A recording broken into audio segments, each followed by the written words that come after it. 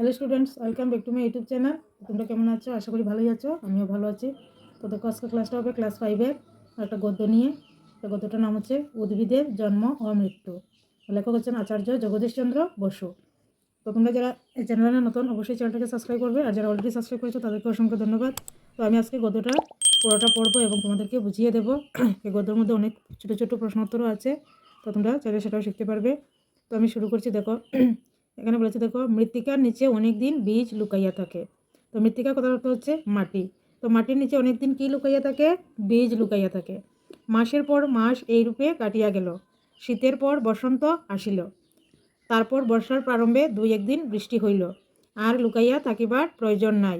বাহির হইতে কে যেন শিশুকে ডাকিয়া বলিতেছে, আর ঘুমাইও না, উপরে উঠিয়া আইসো, সূর্যের আলো দেখিবে। এখানে শিশু বলতে ছোট গাছটাকে বলা হয়েছে। তো আস্তে আস্তে বীজের ডাকনাটি খসিয়া পড়িল। দুইটি কোমল পাতার মধ্য হইতে অঙ্কুর বাহির হইল। অঙ্কুরের এক অংশ নিচের দিকে গিয়া দৃঢ়রূপে মাটি ধরিয়া রহিল, আর এক অংশ মাটি ভেদ করিয়া উপরে উঠিল। তোমরা কি অঙ্কুর উঠিতে দেখিয়াছ? মনে হয় শিশুটি যেন ছোট মাথা তুলিয়া আশ্চর্যের সহিত নতুন দেশ দেখিতেছে। তো এখানে ছোট্ট গাছটিকে বলা হয়েছে শিশুটি যেন ছোট মাথা তুলিয়া আশ্চর্যের সহিত নতুন দেশ দেখিতেছে। তো গাছের অঙ্কুর বাহির হইলে যে অংশ মাটির ভেতর প্রবেশ করে তার নাম মূল। তো এখানে দেখো একটা ছোট্ট প্রশ্ন, তো মূল কাকে বলে? তো গাছের অঙ্কুর বাহির হইলে যে অংশ মাটির ভেতর প্রবেশ করে তারই নাম মূল। আর এক অংশ উপরের দিকে বাড়িতে থাকে তাহাকে বলে কাণ্ড। তো কাণ্ড কাকে বলে? যে অংশ উপরের দিকে বাড়িতে থাকে তাহাকে কাণ্ড বলে। সকল গাছেই মূল আর কাণ্ড এই দুই ভাগ দেখিবে। আমরা যেরূপ আহার করি, গাছও সেই রূপ আহার করে। আমাদের দাঁত আছে, আমরা কঠিন জিনিস খাইতে পারি। তো দেখো, গাছ আহার না করলে গাছ কিন্তু বড় হবে না। তো গাছও একইভাবে আহার করে। তো আমাদের কিন্তু দাঁত আছে, আমরা কঠিন জিনিস খাইতে পারি। দেখো, ছোট ছোট শিশুদের দাঁত নাই, তাহারা কেবল দুধ খায়। গাছেরও দাঁত নাই, সুতরাং তাহারা কেবল জলীয় দ্রব্য কিংবা বাতাস হইতে আহার গ্রহণ করিতে পারে। তো গাছের দাঁত নাই, তারা কি খায়? তারা কেবল জলীয় দ্রব্য কিংবা বাতাস হইতে আহার সংগ্রহ করে। মূলধারা মাটি হইতে গাছ রস শোষণ করে। গাছ কিভাবে রস শোষণ করে? মূলধারা মাটি হইতে। চিনিতে জল ডালিলে চিনি গলিয়া যায়। মাটিতে জল ডালিলে মাটির ভেতরের অনেক জিনিস গলিয়া যায়। গাছ সেই সব জিনিস আহার করে। গাছের গোড়ায় জল না দিলে গাছের আহার বন্ধ হইয়া যায় ও গাছ মরিয়া যায়। অনুবীক্ষণ যন্ত্র দিয়া অতি ক্ষুদ্র পদার্থ দেখিতে পাওয়া যায়। গাছের ডাল কিংবা মূল এই যন্ত্র দিয়া পরীক্ষা করিলে দেখা যায় যে গাছের শরীরে রস প্রবেশ করে। তো আমরা অনেক ছোটো ছোটো জিনিস আছে যেগুলো আমরা খালি চোখে দেখতে পাই না, তো সেটাকে দেখতে হলে অনুবীক্ষণ যন্ত্রের প্রয়োজন।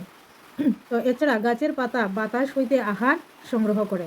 পাতার মধ্যে অনেকগুলি ছোট ছোট মুখ আছে।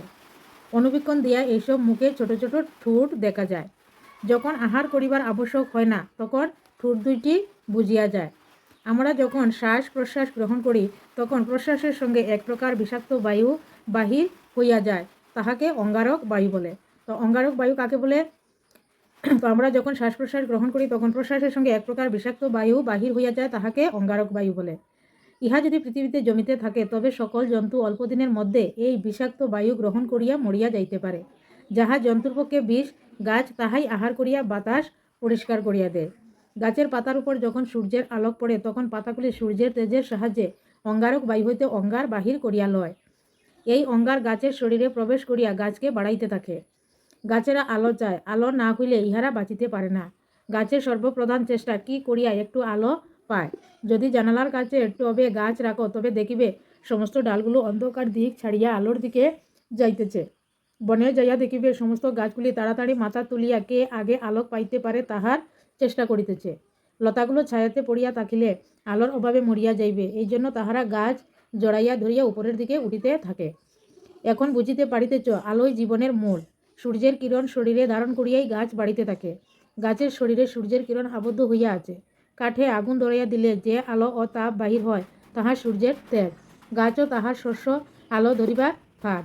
জন্তুরা গাছ খাইয়া প্রাণ ধারণ করে। গাছে যে সূর্যের তেজ আছে, তাহা এই প্রকার এ জন্তুর শরীরে প্রবেশ করে। শস্য আহার না করিলে আমরাও বাঁচিতে পারিতাম না। ভাবিয়া দেখিতে গেলে আমরাও আলো আহার করিয়াই বাঁচিয়া আছি। কোনো কোনো গাছ 1 বছরের পরেই মরিয়া যায়। সব গাছই মরিয়া যাইবার পূর্বে সন্তান রাখিয়া যাইতে ব্যগ্র হয়। বীজগুলোই গাছের সন্তান। বীজ রক্ষা করিবার জন্য ফুলের পাপড়ি দিয়ে গাছ একটি ক্ষুদ্র ঘর প্রস্তুত করে। তো গাছের সন্তান হচ্ছে বীজ। এই বীজ রক্ষা করিবার জন্য গাছ কী করে? ফুলের পাপড়ি দিয়ে একটি ছোট্ট ঘর তৈরি করে। গাছ যখন ফুলে ডাকিয়া থাকে তখন কেমন সুন্দর দেখায়, মনে হয় গাছ যেন হাসিতেছে। গাছে ফুল ফুটিয়া রহিয়াছে দেখিলে আমাদের মনে কত আনন্দ হয়, বোধ হয় গাছেরও যেন কত আনন্দ। আনন্দের দিনে আমরা 10 জনকে নিমন্ত্রণ করি। ফুল ফুটিলেও গাছও তাহার বন্ধু বান্ধবীদিগকে ডাকিয়া আনে। তো গাছের বন্ধু কারা দেখো, মৌমাছি ও প্রজাপতির সহিত গাছের চিরকালের বন্ধুতা। তাহারা দলে দলে ফুল দেখিতে আসে। কোনো কোনো পতঙ্গ দিনের বেলায় পাখির ভয়ে বাহির হইতে পারে না। পাখি তাহাদিগকে দেখিলেই খাইয়া ফেলে। তাহাদিগকে আনিবার জন্য ফুল সন্ধ্যা হইলেই চারিদিকে সুগন্ধ বিস্তার করে। গাছ ফুলের মধ্যে মধু সঞ্চয় করিয়া রাখে। মৌমাছি ও প্রজাপতি সেই মধু পান করিয়া লয়। মৌমাছি আসে বলিয়া গাছেরও উপকার হয়। ফুলের রেণু দেখিয়া থাকিবে। মৌমাছি এক ফুলের রেণু অন্য ফুলে লইয়া যায়।